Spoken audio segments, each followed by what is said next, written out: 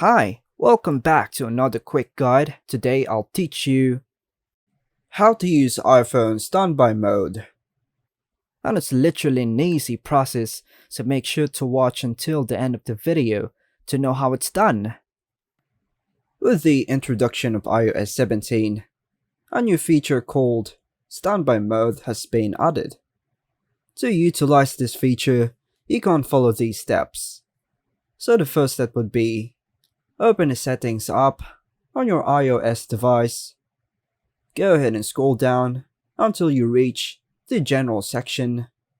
Under the General section, locate and tap on Standby. By default, Standby mode should be enabled. Ensure that it is turned on. To activate Standby mode, check your control center to make sure that the screen orientation lock, landscape or portrait mode is disabled. Turn off the screen of your phone, place it on a charger in the sideways position, and leave it stationary. Once you do this, you'll see a message saying, "Welcome to standby mode." Choose continue. Standby mode works whether your phone is wirelessly charging or plugged in, but it must be stationary in landscape mode. You'll still receive notifications in this mode.